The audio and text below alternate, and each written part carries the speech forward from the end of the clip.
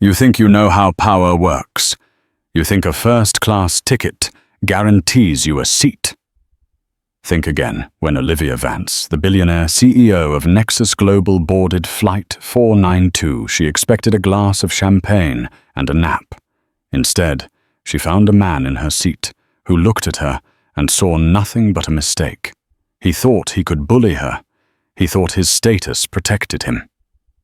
He was wrong. In the next few minutes, a simple seat dispute triggers a chain reaction that grounds an entire Boeing 737, destroys a legacy, and proves that sometimes the person you disrespect is the one person who can end you. This is the story of the flight that never took off. The air inside the terminal at JFK International Airport was thick with the scent of roasted coffee and the frenetic energy of a Thursday morning rush. For Olivia Vance, the noise was just white static. She moved through the private entrance of the flagship First Lounge with the practiced ease of a woman who owned the ground she walked on.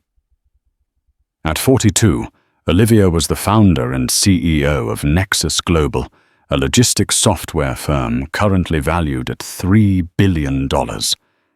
But today she didn't feel like a billionaire. She felt like a frayed wire. She was wearing a simple slate-gray cashmere tracksuit and oversized sunglasses, her hair pulled back into a messy bun. She looked less like a titan of industry and more like a tired mother, which she supposed was why people constantly underestimated her. Ms. Vance, the concierge, beamed, scanning her boarding pass. "We have you in seat 1A today, on flight 492 to London Heathrow. Is there anything we can get you before boarding?" "Just water, David." "Thank you," Olivia said, her voice raspy from 3 days of non-stop negotiations in New York. The stakes of this trip were astronomical. She wasn't just flying to London for tea. She was flying to close the acquisition of Archer Logistics. If she signed the papers on Friday morning, Nexus Global would dominate the European market. If she missed the meeting, the deal would collapse, and her competitors would circle like sharks. She sat in the corner of the lounge, staring at her phone. Her general counsel. Marcus had sent a text. "Contracts are ready. Archer is skittish. Don't be late." Olivia exhaled slowly. She had chosen commercial first class over a private jet because her private G650 was grounded for maintenance in Teterboro. She needed to sleep, and British Airways first class was usually a sanctuary. Flight 492 is now boarding. First-class passengers, the announcement chimed. Olivia gathered her Toomey tote bag. It contained the only physical copy of the preliminary merger agreement, a red folder that was worth roughly $400 million. She gripped the handle tight. As she walked down the jet bridge, the cool air hit her face. She just wanted to sit in 1A, drink a glass of sparkling water, and pass out for 7 hours. She needed to be sharp for tomorrow. She needed to be perfect. She stepped onto the plane, turning left toward the first-class cabin. It was an intimate affair, only 8 suites. The lighting was soft, the mood serene. But as she approached the front left of the cabin, her steps faltered. There was a man in seat 1A. He was older, perhaps in his late 50s, wearing a bespoke navy suit that screamed Savile Row. He was already settled in, sipping a pre-flight scotch, reading the Financial Times. His jacket was hung up. His shoes were off. He looked like he owned the plane. Olivia checked her boarding pass. 1A. She checked the seat number on the suite wall. 1A. She took a breath. This happened sometimes. People got confused. It was a simple mistake. "Excuse me," Olivia said politely, stepping into the opening of the suite. The man didn't look up. He turned the page of his newspaper with a crisp snap. Olivia cleared her throat louder this time. "Excuse me, sir." The man lowered the paper slowly, revealing a face etched with irritation. He had steel-grey hair and eyes that looked like cold coins. He scanned Olivia from her messy bun to her sneakers, his lip curling slightly. "Yes," he said, his tone flat. "I think you're in my seat," Olivia said, holding out her boarding pass. "I'm in 1A. The man didn't even look at the pass. He let out a short, dismissive scoff. "I don't think so. Check your ticket again, love. Economy is back through the galley." He raised the newspaper again, dismissing her. Olivia felt a spike of heat in her chest. It wasn't the mistake that bothered her. It was the assumption. The casual, lazy assumption that a black woman in a tracksuit didn't belong in the front of the plane. "I don't need to check again," Olivia said, her voice hardening. "I am in 1A. You are in the wrong seat. Please move." The man slapped the newspaper down on his lap. "Look, I don't know how you got up here during pre-boarding, but you're disrupting my peace. Go find a flight attendant and ask them to show you to your seat in the back." "My seat is right here," Olivia stated, stepping closer. "And if you don't move, I will have you moved." The man laughed. It was a cruel, barking sound. "You have me moved. Do you know who I am?" "I don't care who you are," Olivia replied. "I'm Richard Sterling," he announced, as if the name should make her genuflect. "Senior partner at Sterling & Co. I fly this route every week. I always sit in 1A. Now get out of my face before I have you arrested for harassment." Olivia stared at him. Richard Sterling. She knew the name. A mid-tier investment banker with a reputation for aggressive takeovers and a history of HR complaints that usually got swept under the rug. He was a bully in the boardroom and apparently a bully at 30,000 feet. But he had made a fatal error. He assumed Olivia was powerless. "Mr. Sterling," Olivia said, her voice dangerously calm. "I'm going to give you one chance to rectify this. Check your boarding pass." "Flight attendant," Sterling shouted, ignoring her. He waved his hand in the air like he was summoning a waiter at a cheap diner. A young flight attendant, her name tag reading Sarah, hurried over. She looked flustered. "Is there a problem, Mr. Sterling?" "Yes, there is." Sterling pointed a finger at Olivia. "This woman is harassing me. She's claiming this is her seat. Please escort her to her proper cabin immediately." Sarah turned to Olivia, her expression apologetic but firm. "Ma'am, may I see your boarding pass, please?" Olivia handed it over without a word. Sarah scanned it, then frowned. She looked at the seat number, then at Sterling, then back at the pass. Her face drained of color. "Mr. Sterling," Sarah said tentatively. This boarding pass is for seat 1A. It is valid." Sterling's eyes narrowed. "That's impossible. I'm in 1A. "May I see your boarding pass, sir?" Sarah asked. Sterling huffed, digging into his jacket pocket. He pulled out his phone, opened his airline app, and shoved the screen towards Sarah. Sarah looked at the screen. She paused. She looked at Sterling. "Mr. Sterling," she said, her voice trembling slightly. "Your seat is 2A. That's directly behind this one." Olivia crossed her arms. "As I said." The silence that followed was heavy. Sterling looked at his phone, then at the 1A placard, then at Olivia. For a second, he looked foolish. But then his ego kicked in. Instead of apologizing, he doubled down. "Well, I'm already settled," Sterling said, waving his hand dismissively. "My bags are up. My drink is poured. She can take 2A. It's the same seat." "No," Olivia said. "It isn't. I booked 1A specifically. I want my seat." "Don't be petty," Sterling snapped. It's a seat. Sit in the one behind me, and be quiet." "Sir," Sarah interjected, "technically, you are in the wrong seat. If the passenger insists—" "I do insist," Olivia said. Sterling glared at Olivia. "I'm not moving for her." He put the emphasis on the word her, with such venom that several other passengers turned their heads. "I beg your pardon," Olivia asked, stepping into the suite so she was looming over him. "You heard me," Sterling sneered. "I'm a platinum member. I spend more on this airline in a year than you'll make in a lifetime. I'm not moving my things for some affirmative action upgrade who thinks she owns the place."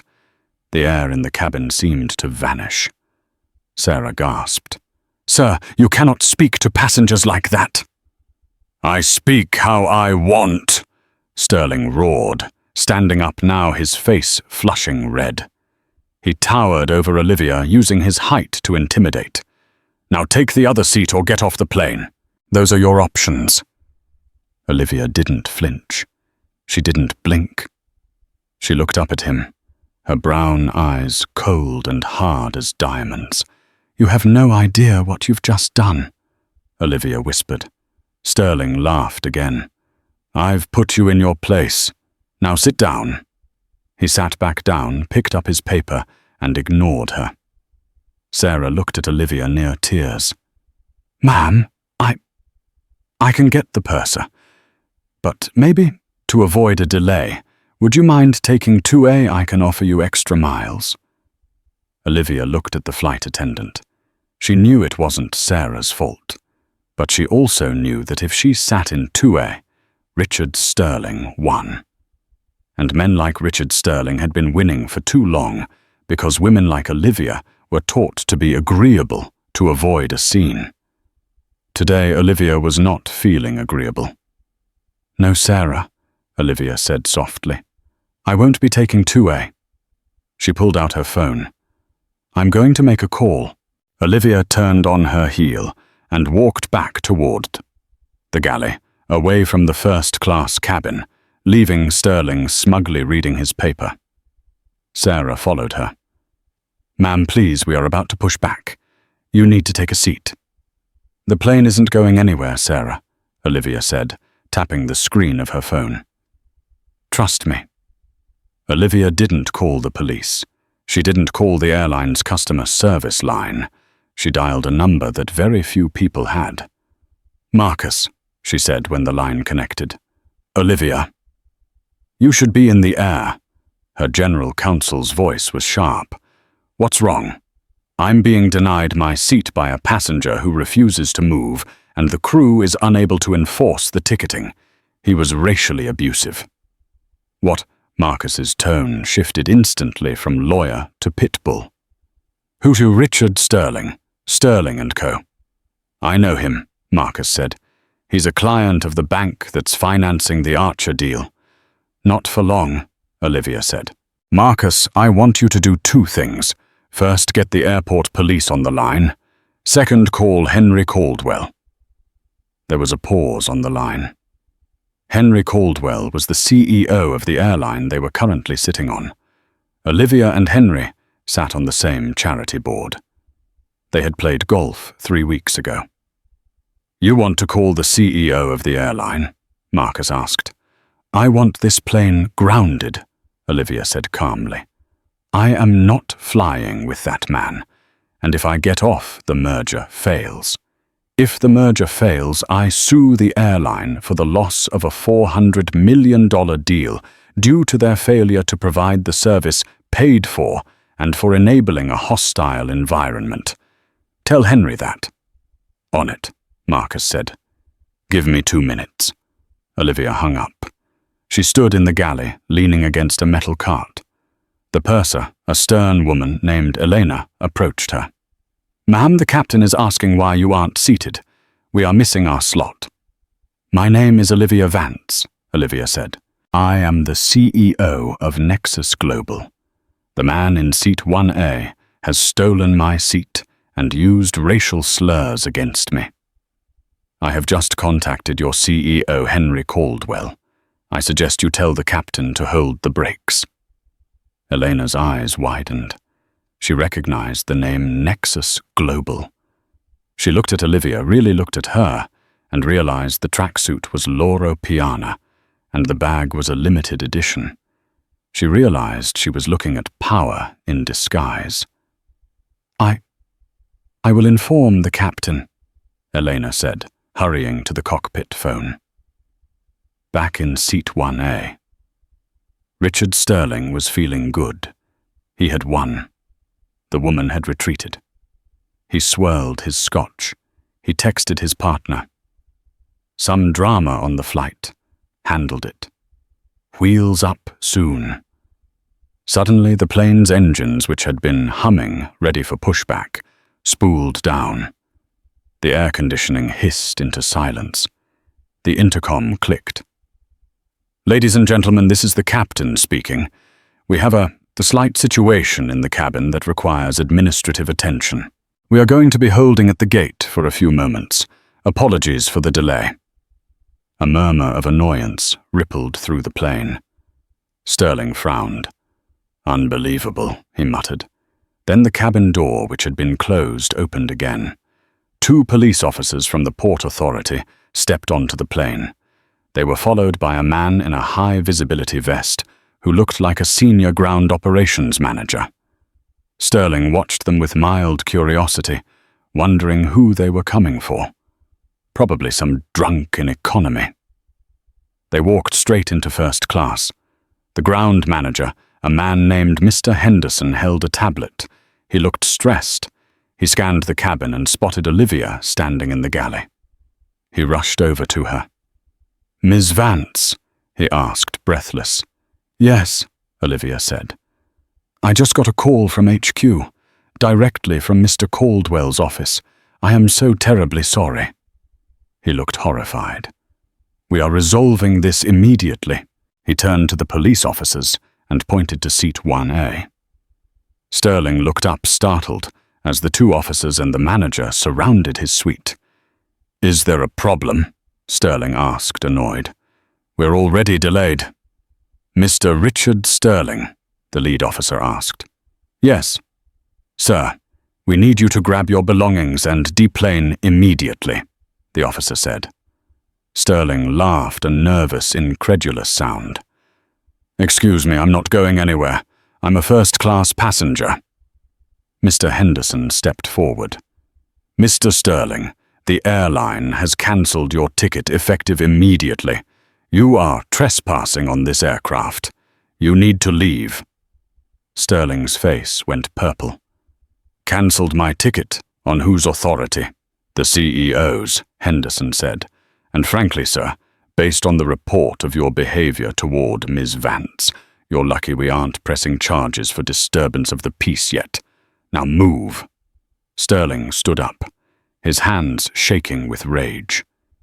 "This is insane. Because of her." He pointed at the galley where Olivia was standing. "She's nobody. She's a nobody." "That nobody," Henderson said coldly, "is one of our most valued corporate clients, and you are in her seat." "I'm not leaving," Sterling shouted. "I have rights. I have a meeting in London tomorrow morning." "Sir," the officer placed a hand on his taser. "Do not make this a physical altercation. You are leaving this plane, voluntarily or in handcuffs. Your choice." The entire first-class cabin was watching. A famous actress in 2K pulled down her sunglasses to watch. A tech mogul in 3A took out his phone and started recording. Sterling looked around. He saw the phones. He saw the uniforms. He saw the end of his dignity. "Fine," he spat. "Fine. But you'll be hearing from my lawyers. I'll sue this airline into the ground." He grabbed his bag, shoving past the flight attendant. As he stormed down the aisle toward the exit, he had to pass Olivia. He stopped in front of her. He was breathing hard, his eyes bulging. "You think you're clever," he hissed. "You think this is over.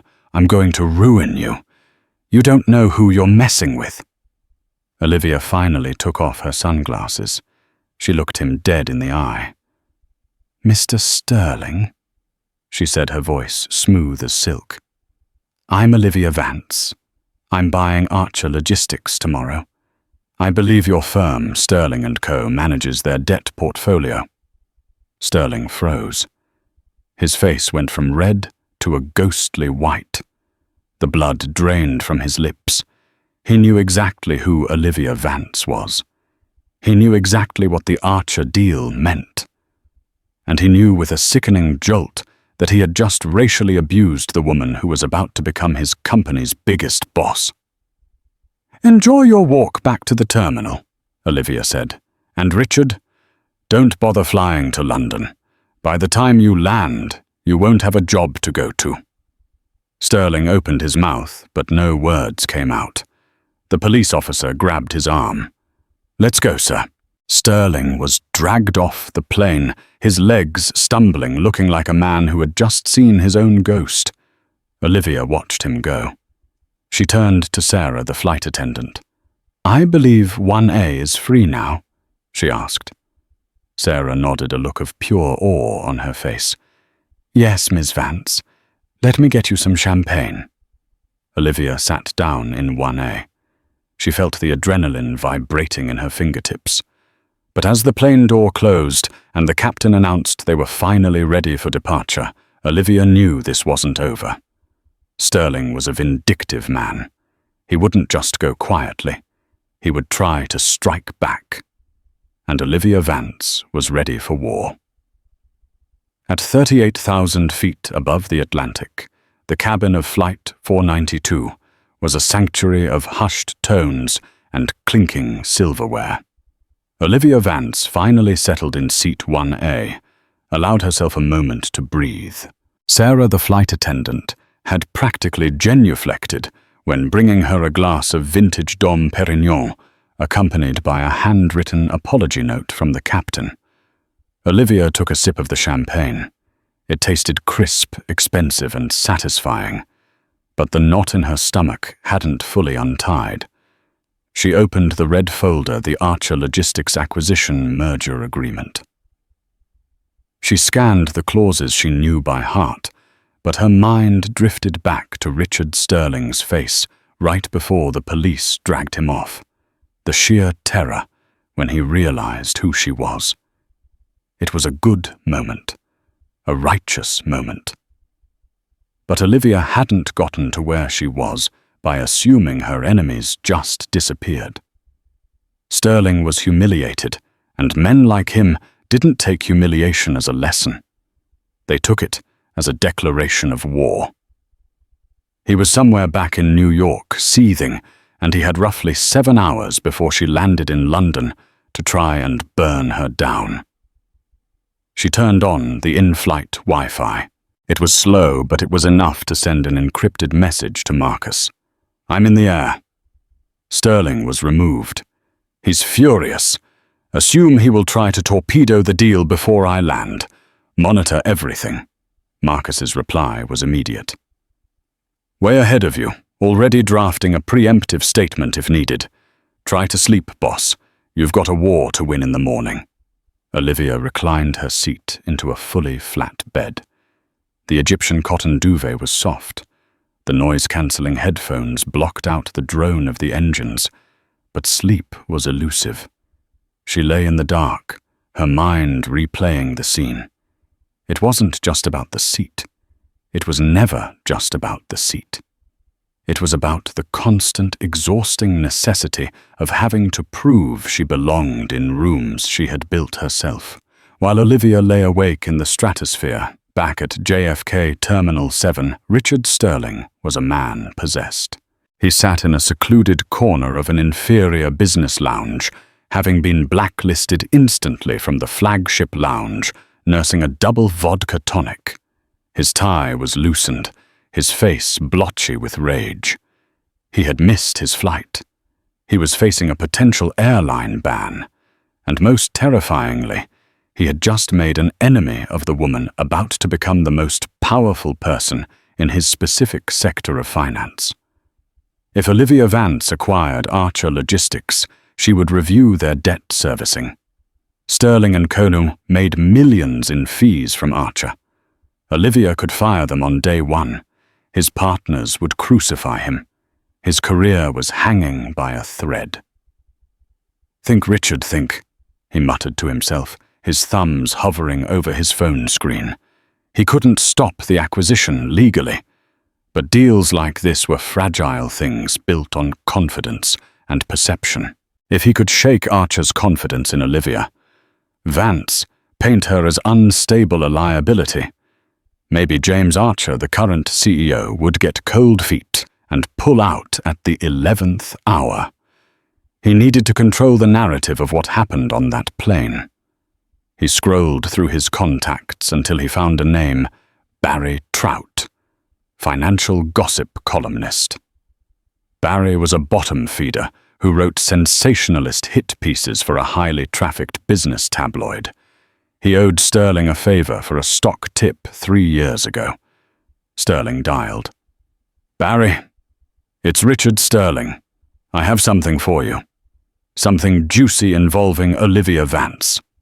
He could practically hear Barry salivating on the other end. "The Nexus Global woman, I'm listening. I was just on a flight with her, British Airways to London. The flight was grounded for an hour." "Why?" "Because Her Royal Highness Olivia Vance threw a tantrum over a seat assignment. She had the entire plane held hostage, screaming at crew members demanding the CEO be called because she didn't like the angle of her lie-flat bed." Sterling lied effortlessly. He twisted the truth until it was unrecognizable, painting himself as a passive observer, and Olivia as an unhinged, entitled diva who used her wealth to abuse service staff. She was out of control, Barry. Screaming, "Do you know who I am?" It was pathetic. The police had to come on board just to calm her down. "Gold," Barry whispered. "Pure gold. Billionaire tyrant grounds transatlantic flight over seat cushion dispute. It'll get 1 million clicks by morning." "Run it," Sterling said, his voice tight with malice. "Make her look toxic." He hung up. Step 1 complete. Now for step 2. The kill shot. He dialed James Archer, the CEO of Archer Logistics in London. It was 3:00 a.m. there, but Sterling knew Archer would answer. The man was an insomniac warrior. "James." "It's Richard Sterling. Sorry for the hour." "Richard." "What's wrong? Aren't you supposed to be in the air?" James Archer sounded groggy and anxious. "I didn't make the flight, James. That's actually why I'm calling. I was on the plane with Olivia Vance." Sterling let a beat of silence hang in the air. "Listen off the record, friend to friend. Are you sure about this merger?" "What do you mean the paperwork is done? We sign at 10 a.m. "I don't know, James. I just saw something that disturbed me. She had a complete meltdown on the plane before takeoff, over nothing, abusive to staff, erratic behavior. The flight was delayed over an hour because of her. I've never seen a CEO behave like that in public. It smacked of instability."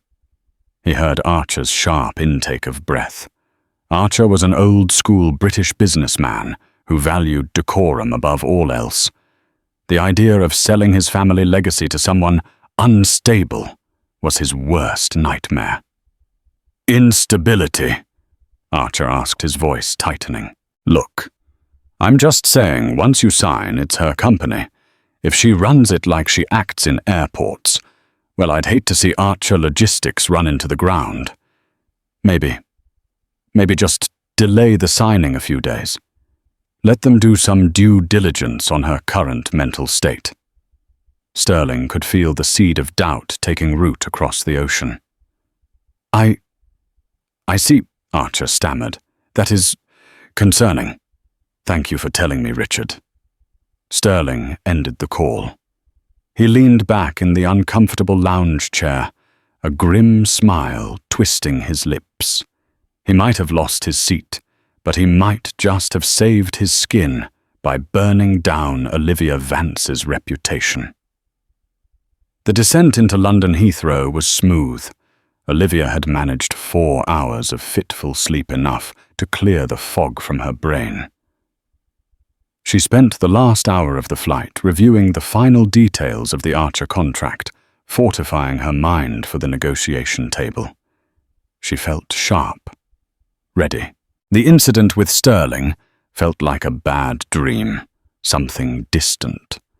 When the plane taxied to the gate, the purser Elena came to Olivia's suite first, blocking the aisle, so Olivia could disembark before anyone else. "Ms. Vance again, on behalf of British Airways, our sincerest apologies," Elena said quietly. "We have arranged a private escort through customs for you."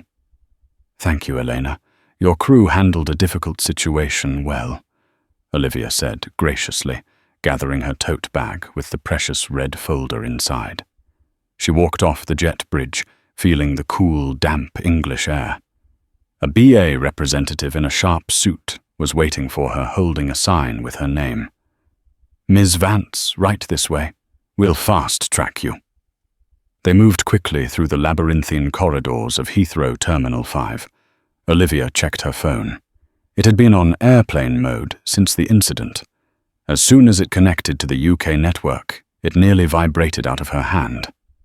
74 missed calls, over 200 texts, 50 emails marked urgent. Her stomach dropped. This wasn't normal corporate traffic. This was a crisis. The first text she opened was from Marcus. "Don't talk to anyone." Sterling leaked a twisted version of events to the tabloids. "It's everywhere. You're trending. It's bad." The second text was also from Marcus James Archer. "Just called my counterpart. He's postponing the 10 a.m. signing meeting. Says unforeseen circumstances." He spooked Olivia. Olivia stopped walking in the middle of the corridor. The airline representative looked back, concerned. "Ms. Vance, are you all right?" Olivia stared at her phone. Sterling had done it. He hadn't just tried to hurt her. He had executed a precision strike on her reputation and her deal in the few hours she was offline. She opened her news app. The headline screamed at her in bold black letters, "Billionaire Diver grounds Ba. Flight in. Don't you know who I am?" Rage. The article was a masterpiece of fiction. It claimed anonymous sources. Sterling saw Olivia berating crew, demanding other passengers move, and forcing the pilot to return to the gate because her champagne wasn't chilled enough. It painted her as the epitome of entitled, out-of-touch corporate greed. There was no mention of Sterling. No mention of the racial slurs. It was a complete inversion of reality. "Ms. Vance, we really must keep moving," the escort urged gently. "Customs can get it very busy." Olivia forced herself to move. Her blood was boiling, a cold fury rising in her chest.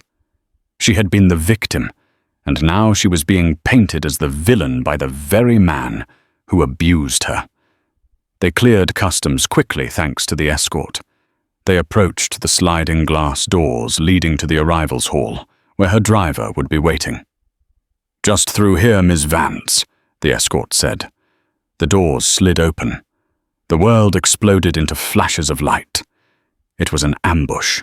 At least 30 photographers and reporters were jammed against the barriers right outside the exit. They had been tipped off on her flight number. As soon as they saw her, the shouting began. It was a wall of noise. "Ms. Vance, over here."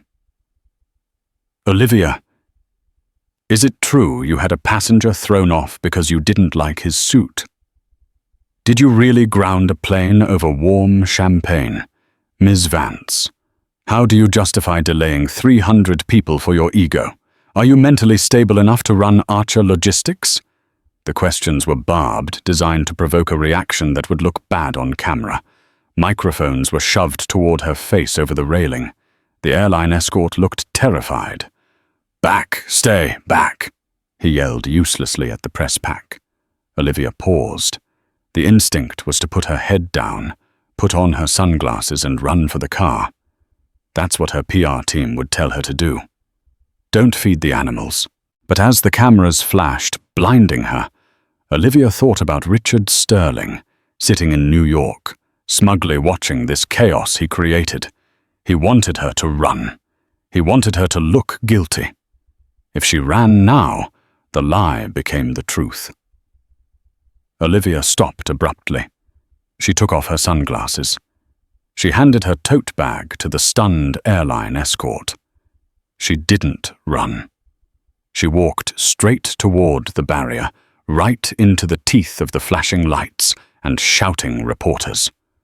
The wall of noise dipped, slightly surprised by her direct approach. Olivia found the camera with the brightest light, a major news network feed, and looked directly into the lens. Her expression was not angry, nor was it defensive. It was granite. "I'm only going to say this once." Olivia's voice rang out, clear and authoritative over the din of the terminal. "And I suggest you record it accurately." The reporters shoved their microphones closer, scenting blood. "The story you have been fed is a lie," Olivia stated. "A fabrication created by a man named Richard Sterling, a senior partner at Sterling & Copin, to cover up his own behavior. Mr. Sterling was removed from Flight 492 by airport police because he was sitting in my ticketed seat, refused to move, and subjected me to vile racial abuse when I asked for the seat I paid for." A murmur went through the press pack. This was not the diva meltdown narrative they had been sold. "The plane was grounded by the airline CEO, not me, to remove an abusive passenger. British Airways has the full police report. I suggest you ask them for it before you print libel." She paused, letting the words land. Then she looked directly into the camera again, addressing a different audience entirely. "And to those watching who think they can use lies to intimidate me or derail my business," she didn't say Sterling's name or James Archer's, but the message was clear. "You wildly overestimate your ability and underestimate mine. I am in London to do business, and I intend to finish it today." She turned away from the cameras, grabbed her bag from the escort, and walked briskly toward her waiting black Mercedes.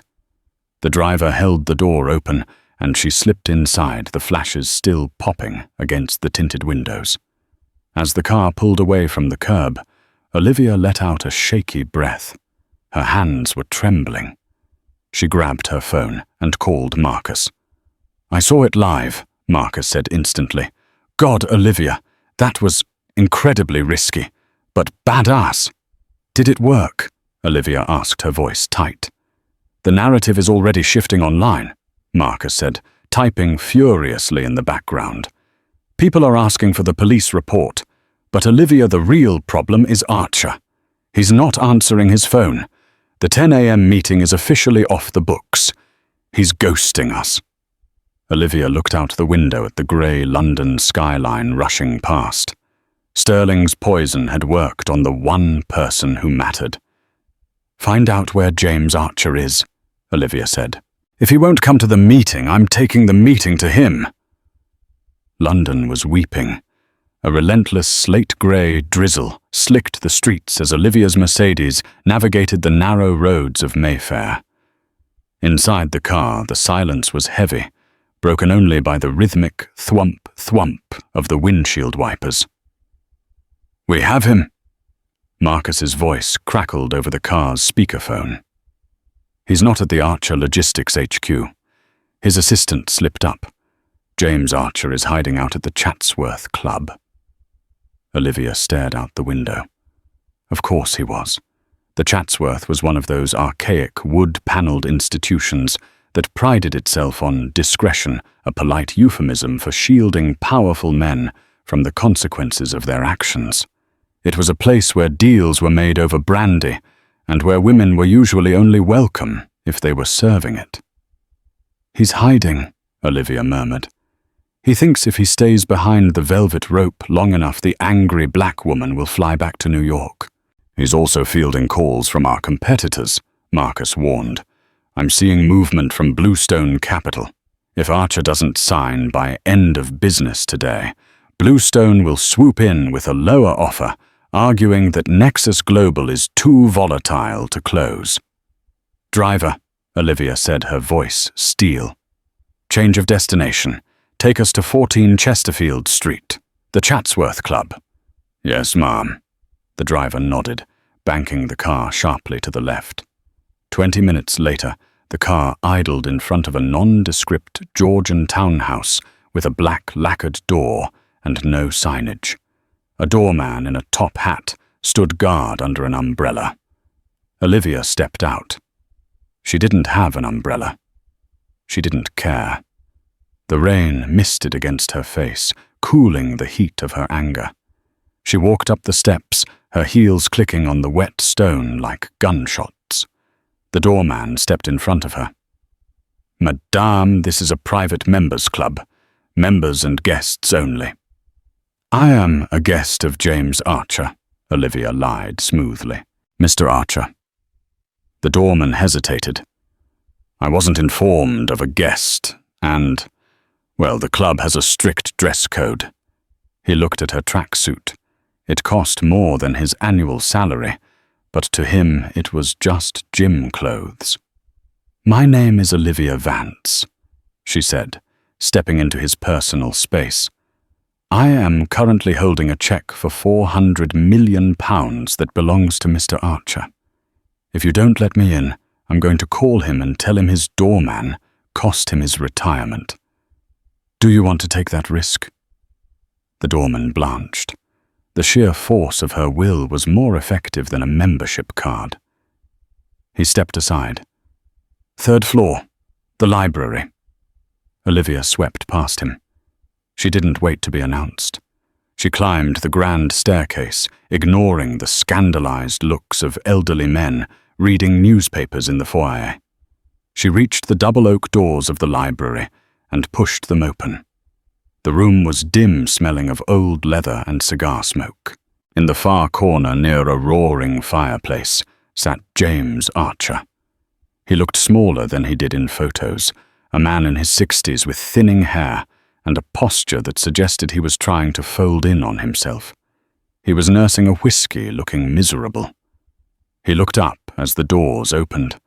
When he saw Olivia standing there, framed by the doorway, dripping wet but looking like an avenging angel, he nearly dropped his glass. "Olivia," he choked out. How did you get in here?" "We had a meeting, James," Olivia said, walking across the Persian rug. The room went silent. Other members watched aghast.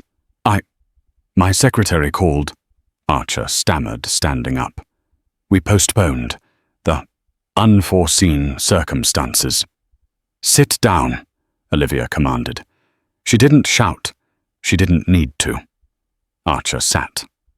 Olivia pulled a leather wingback chair opposite him and sat down. She placed her tote bag on the table between them, directly next to his whiskey. "Let's cut the pleasantries," Olivia said. "You're spooked. Richard Sterling called you. He told you I was unstable. He told you I delayed the flight because I was having a diva tantrum. And because you are a cautious man, you believed him." Archer looked down at his drink. "Richard is a long-time associate. He said it was concerning. He said you were abusive to the staff. Olivia, I built this company for 40 years. I can't hand it over to someone who might be erratic." "Did you ask for proof?" Olivia asked softly. "He was there," Archer said defensively. "Why would he lie?" "Because he's terrified," Olivia said. "Because he realized halfway through his racist tirade that the woman he was abusing was his biggest client. He lied to you, James, to save his own skin. He's trying to tank this deal so I don't fire his firm the moment the ink dries." Archer shook his head. "That's a heavy accusation. Richard is a senior partner. He wouldn't risk his reputation on a lie like that. He wouldn't. Olivia leaned forward. Men like Richard Sterling think their reputation protects them from the truth. They think their word is law, and mine is noise. I need time, Archer said, looking for an exit. I can't sign today. Not with this media circus. The headlines, billionaire diva. It's bad for the stock, Olivia. I need to wait until this blows over. If you wait, Olivia said, the deal is off. I walk. And I take my offer to your competitor, Horizon Logistics. And when the truth comes out, and it will come out, you will be the man who turned down $3 billion because he listened to Allah. Archer looked torn. He was sweating. I can't. I just don't know who to believe. Just then, Olivia's phone buzzed on the table. Then it buzzed again. Then a third time. It wasn't a call. It was a flood of notifications. She glanced at the screen. A text from Marcus, check Twitter. Now. The tech mogul in 3A posted the video. It's over. Olivia looked at James Archer. A slow, cold smile spread across her face. You don't have to believe me, James, she said, picking up her phone. And you don't have to believe Richard. She unlocked the phone and turned the screen toward him. Let's believe the video. The video had been uploaded 10 minutes ago by a user named @TechTitanDave, a Silicon Valley billionaire who had been sitting in seat 3A right across the aisle from the incident.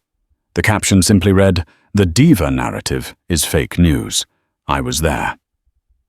This is what really happened on Flight 492. At British Airways, at Nexus Global Nahbar Justice. For Olivia. Olivia pressed play. The video was high definition. The audio was crystal clear. On the small screen, James Archer watched the scene unfold. He saw Olivia standing calmly by the suite. He saw Richard Sterling, red-faced and spit-flecked, towering over her. He heard Sterling's voice, loud and undeniable. "I'm not moving my things for some affirmative action upgrade. Who thinks she owns the place?" Archer flinched. The slur cut through the quiet of the private club like a knife. The video continued, Sterling screaming at the flight attendant, Sterling shouting, "I don't care who you are," and then the kicker. The part even Olivia hadn't heard clearly at the time, but the microphone had picked up perfectly as Sterling muttered to the flight attendant while Olivia walked away to call Marcus. In the video, Sterling leaned in to Sarah and sneered, "She's nobody, just like Archer. Old James is soft. I tell him when to jump, he asks how high. I'll squash this deal and she'll be back in coach where she belongs." The video ended with the police dragging a screaming Sterling off the plane. Silence returned to the library of the Chatsworth Club. The only sound was the crackle of the fire. James Archer stared at the black screen of the phone. His face was a mask of shock. Then slowly the shock turned to a deep, dark crimson of humiliation and rage. He had just heard his friend and trusted advisor call him soft. He had heard him brag about manipulating him. He had heard the vile racism that he had almost allowed to derail his legacy. "He played you, James," Olivia said, her voice quiet but heavy with impact. "He used your fear against you. He thought you were too weak to check the facts. He thought you were exactly what he said you were, soft." Archer's hand trembled as he reached for his whiskey glass. He downed it in one swallow.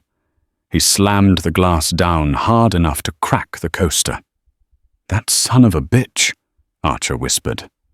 "The video has 2 million views," Olivia said, refreshing the page. "The internet is not kind to racists, James. And right now, Sterling & Co. is trending. Their stock is going to free fall when the market opens in New York." She leaned in closer. The question is, do you want to be standing next to him when he goes down? Because right now, by delaying this deal, you are siding with him. Archer looked at Olivia. For the first time, he didn't see a risk. He saw a savior. He saw a woman who had walked through fire and come out holding the receipts. He realized that this was exactly the kind of strength his company needed to survive the future. He called me soft, Archer muttered again. The betrayal stinging his pride more than the racism, sadly but effectively. Prove him wrong, Olivia said. She reached into her tote bag and pulled out the red folder. She slapped it onto the table. Sign the deal, right now. We release a joint press statement condemning Sterling, announcing the merger, and showing the world that Archer Logistics stands for integrity. Archer looked at the contract. He looked at Olivia. You have a pen? He asked. Olivia handed him her Mont Blanc. Archer flipped to the back page. His hand was steady now. He signed his name with a flourish. James Archibald Archer. Done, he said. The company is yours. Olivia took the folder back. A wave of relief washed over her, so powerful it almost made her dizzy. She had done it. She had won. One more thing, Archer said, his eyes narrowing. When you fire Sterling & Co. as our debt servicers, can I be the one to sign the termination letter? Olivia smiled. I'll frame it for you. Back in New York, the world was collapsing around Richard Sterling. He was in his office, feeling triumphant when his secretary burst in without knocking. She was crying. Mr. Sterling, you need to see this. She turned on the office TV. It was CNN. The banner at the bottom read, Viral video exposes banker's racist rant. And there he was, on national television, screaming about affirmative action. His phone began to ring. It was the managing partner of Sterling & Co. Richard, the voice was icy. Don't bother packing. Security is on the way up. You're done. And we are suing you for breach of fiduciary duty. You've destroyed us. Sterling dropped the phone. He watched the video loop on the screen. He saw the comment section scrolling by at light speed. End this man. Boycott Sterling & Co. Is that the guy who tried to frame Olivia Vance? She's a queen. He slumped into his chair. He had tried to steal a seat. He had tried to steal a narrative. And in the end, he had lost everything. In London, Olivia walked out of the Chatsworth Club. The rain had stopped. The sun was trying to break through the clouds. She pulled out her phone. She had the signed contract in her bag. She dialed Marcus. It's done, she said. You're kidding, Marcus shouted. You got the signature. I got it. And Marcus draft a press release. Nexus Global acquires Archer Logistics. And add a footnote, Nexus Global has severed all ties with Sterling & Co. effective immediately due to ethical violations. With pleasure, Marcus said. By the way, have you seen the airline statement? No, Olivia said, climbing into the car. Henry Caldwell, the airline CEO, just tweeted. He's banning Richard Sterling for life. And he's refunding your ticket and offering you a seat on the board of the airline. Olivia laughed. It was a genuine, tired, happy laugh. Tell him I'm busy running a logistics empire, she said. But I'll take the refund. She leaned back in the seat as the car pulled away. She closed her eyes. She was exhausted. But it was a good exhaustion, the kind that came after a fight well won. But as she drifted off, her mind clicked. The story wasn't quite over. There was one loose end. The person who had actually helped her the most. The one who stood up when Sterling was shouting. Sarah, the flight attendant. Olivia opened her eyes. driver one stop before the hotel, the British Airways Crew Centre. She wasn't just a CEO. She was a woman who paid her debts. And she was going to make sure Sarah got more than just a thank you. The British Airways Crew Centre at Heathrow was a hive of activity, a sharp contrast to the quiet luxury of the first-class cabin. Pilots in crisp uniforms grabbed coffee, and flight attendants adjusted their scarves in mirrors, preparing for the next long haul. When Olivia Vance walked in, the room didn't go silent, but heads turned. She was still wearing the slate-grey tracksuit, but by now everyone knew who she was. The video of the incident had been playing on the break room TV, on a loop. Olivia approached the front desk. "I'm looking for Sarah, the flight attendant from Flight 492. The receptionist blinked, starstruck. I think she's in the debriefing room, Ms. Vance. I can call her out." "Please." A moment later, Sarah emerged. She looked exhausted, her eyes red-rimmed. When she saw Olivia, she froze, looking terrified. "Ms. Vance," Sarah said, her voice shaking. I'm so sorry about everything. I tried to stop him. I really did." Olivia softened. She realized Sarah thought she was here to complain. "Sarah," Olivia said, stepping forward and taking the young woman's hands. "I'm not here to scold you. I'm here to thank you." Sarah looked confused. "Thank me. You stood up to him," Olivia said. "You were the only one who checked the ticket and told the truth immediately. You didn't bow down to his bullying. And when he started shouting, you didn't back away. You protected my dignity before you even knew who I was." Tears welled up in Sarah's eyes. "I was just doing my job. But I was worried I'd get fired. Mr. Sterling said he'd have my badge." "Mr. Sterling," Olivia said with a small, sharp smile, "couldn't get a job flipping burgers right now, let alone firing anyone." "But speaking of jobs," Olivia reached into her bag and pulled out a business card.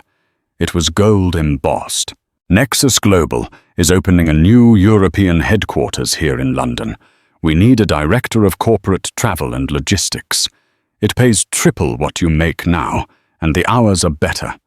I need people with integrity, people who stay calm under pressure." Sarah stared at the card. Are you serious?" "I don't joke about business," Olivia said. "Call that number on Monday. The job is yours if you want it." Sarah burst into tears, this time of relief and joy.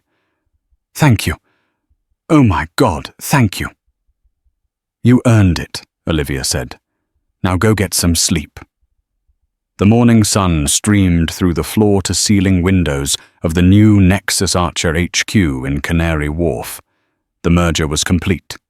The stock price of the combined entity had surged 15% since the announcement, largely driven by the public's positive reaction to Olivia's handling of the scandal. She was being hailed as the Iron CEO. Olivia sat at her massive oak desk, reviewing the morning reports. Her assistant, a sharp young man, knocked on the door. "Ms. Vance, there's a news update you might want to see." He turned on the wall monitor. It was a financial news segment. The headline read, "Sterling and Co. Files for bankruptcy." The reporter spoke in a grave tone. Following the departure of major clients and a class action lawsuit regarding discriminatory practices, the boutique investment firm Sterling and Co. has officially filed for Chapter 11 protection. This comes just weeks after the firm's senior partner, Richard Sterling, was fired following a viral incident. The screen cut to a clip of Richard Sterling leaving a courthouse. He looked unrecognizable. His bespoke suit was gone, replaced by ill-fitting slacks and a wrinkled shirt. He looked older, grayer, and defeated. He shielded his face from the cameras, scuttling into a waiting taxi, not a limo, just a regular yellow cab. He had lost his job. He had lost his firm. He was facing civil lawsuits that would drain his personal savings. He was a pariah in the city he used to think he owned. Olivia watched the screen for a moment. She felt no joy, only a cool sense of balance restored. The universe had a way of correcting itself, provided you gave it a little push. She turned off the TV. "That's yesterday's news," Olivia said. "What's the status on the Tokyo expansion?" "Meeting is set for 2 p.m., her assistant said. "Oh, and Sarah, our new travel director, sent up these." He placed a vase of white lilies on the desk. The card read, "Thank you for giving me wings." Olivia smiled. She looked out the window at the planes taking off from City Airport in the distance, climbing high into the clouds. She had her seat. She had her company. And most importantly, she had her dignity. And Richard Sterling. He had learned the hardest lesson of all. When you try to steal someone else's seat, you might just end up with nowhere to sit at all. Wow. Talk about instant karma. Richard Sterling thought his first-class ticket gave him the right to treat people like dirt. But he forgot that true power isn't about how loud you yell. It's about who you are when things go wrong. Olivia Vance didn't just get her seat back. She bought the whole company and saved a career in the process. It just goes to show you never know who you're talking to. The person you disrespect today could be the person signing your paycheck or your termination letter tomorrow. So what do you think?